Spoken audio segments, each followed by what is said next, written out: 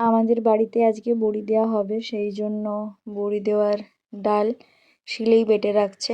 মিক্সে আছে কিন্তু শিলে বাটা বড়ি খেতে খুব ভালো লাগে। একজন দিদা আছে, সেই দিদাই বেটে দেবে এই বড়িটা, শিলেই বাটবে। দিদা বড়ি বাটছে আর আমি দিদার সাথে বসে বসে গল্প করছি। এতে ডাল আর আদা কুচি দেওয়া আছে, একসাথে বাটছে। কাদের কাদের বাড়িতে এমন শিলে বাটা বড়ি খাও কমেন্ট করে জানিও। এইগুলো সবগুলো এখন বেটে রাখা হোক, তারপর পরে পরে কি মশলা অ্যাড করবে সেগুলো পরে তোমাদের দেখাচ্ছি। লবণ দিচ্ছি,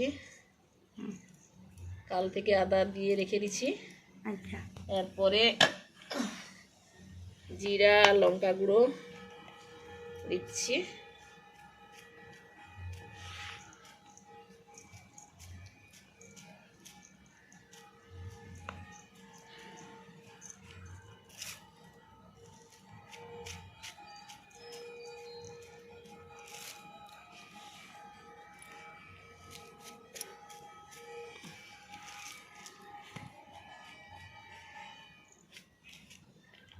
এবার ভালো করে বড়িটাকে ফাটাবো।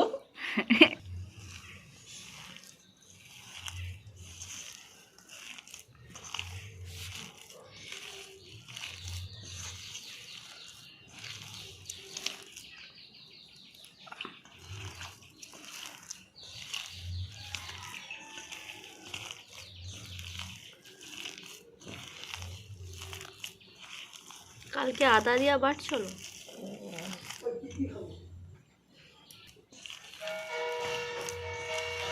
থেকে থালাটা বের করো, চেয়ার।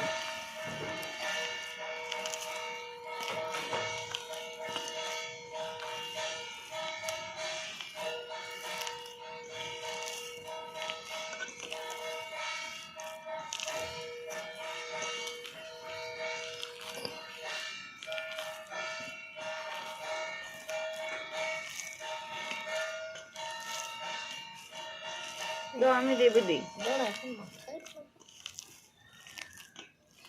কত জায়গা নেই। কাল থেকে মা বড়ি বেটে রেখেছিল, এখন মশলা দিল। এপাশে কিছুটা বড়ি ফাটাচ্ছে, একটু পরে বড়ি দেওয়া হবে। মায়ের পরে মুখ দিল, এবার নিচের দিকে।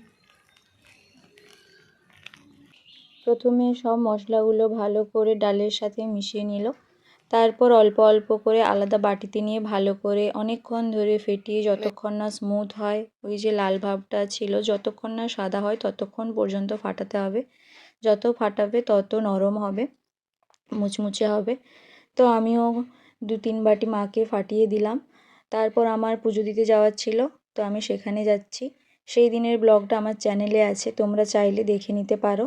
তারপর একজন দিদা আর মা মিলে বাদবাকি বড়িগুলো দিয়ে দিল। এই যে কুলোর ওপর এখন বড়িগুলো দিচ্ছে, কুলোর ওপর সরষের তেল মাখিয়ে রেখেছে, তার উপরেই বড়িগুলো দিচ্ছে।